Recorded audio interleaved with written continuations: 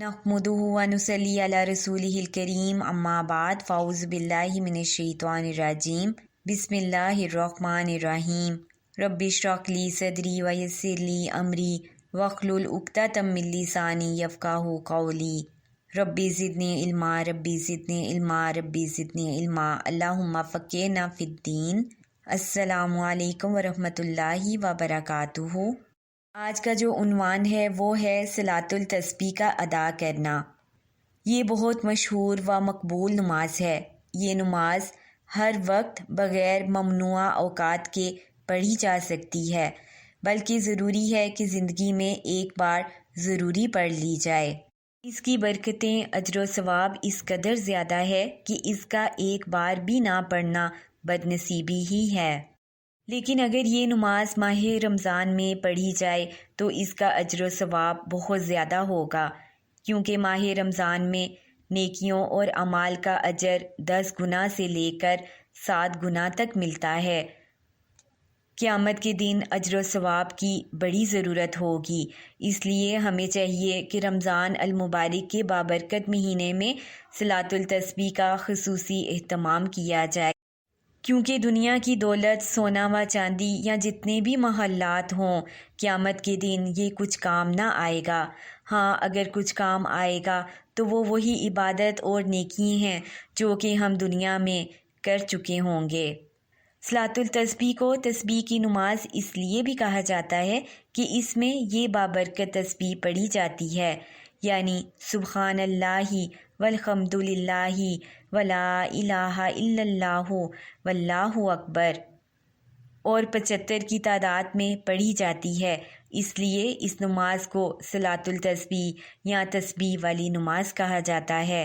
इसके बारे में जो हदीस वारिद है वो इस तरह है।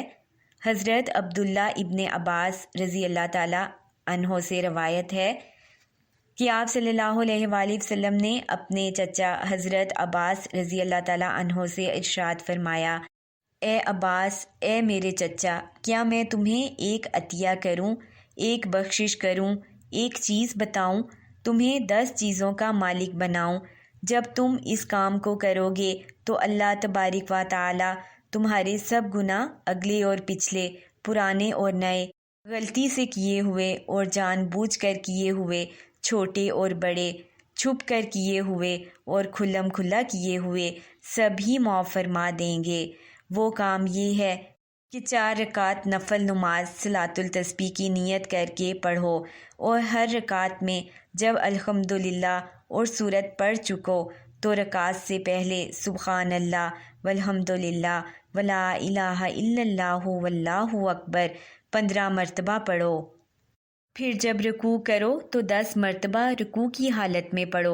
फिर जब रुकू से उठकर खड़े हो तो 10 मरतबा पढ़ो। फिर सजदा करो तो 10 मरतबा इसमें पढ़ो। फिर सजदे से उठकर बैठो तो 10 मरतबा पढ़ो। फिर दूसरा सजदा करो तो इसमें 10 मरतबा पढ़ो। फिर दूसरे सजदे से उठो तो दूसरी रकात में खड़े होने से पहले बैठ जाओ और 10 मरतबा पढ़ो। इन सब का मजमुआ हुआ 75, और इस तरह हर रकात में 75 दफ़ा होगा और 4 रकातों में 300 बार हो जाएगा। अगर मुमकिन हो तो रोज़ाना 1 मरतबा इस नमाज को पढ़ लिया करो। ये ना हो सके तो हर जुम्मे को 1 मरतबा पढ़ लिया करो। ये भी ना हो सके तो महीने में 1 बार पढ़ लिया करो। ये भी ना हो सके तो हर साल में 1 मरतबा पढ़ लिया करो, और ये भी ना हो सके तो उम्र भर में 1 मरतबा तो पढ़ ही लो। इब्ने माजा, अबू दाऊद और दीगर ने रवायत किया है। इसी तरह एक और हदीस से भी इसकी फजीलत और अहमियत का अंदाज़ा होता है। हज़रत अब्बास रज़ी अल्लाह ताला अन्हो इब्ने अब्दुल मुत्तलिब से रवायत है कि मुझसे रसूलुल्लाह सल्लल्लाहु अलैहि वसल्लम ने इरशाद फरमाया, मैं तुम्हें एक अतिया दूं, एक बख्शिश करूं। हज़रत अब्बास रज़ी अल्लाह ताला अन्हो कहते हैं कि मैं समझा कि कोई दुनिया की ऐसी चीज़ देने का इरादा है जो किसी को नहीं दी। फिर आप सल्लल्लाहु अलैहि वसल्लम ने मुझे 4 रकात नमाज सलातुल तस्बीह सिखाई। इसलिए इस नमाज का पढ़ना बेहद व हिसाब अजर व सवाब का बाइस है। اور اگر اس نماز کو ماہ رمضان میں ادا کیا جائے تو اور ہی اس کا اجر و ثواب ملے گا۔ اسی طرح اگر اعتکاف کی حالت میں پڑے گا تو اور زیادہ اجر ملے گا۔ اس لیے اب ہمیں کیا کرنا ہے کہ اپنی پہلی فرصت میں ہی اس نماز کو ادا کرنے کی کوشش کرنی ہے۔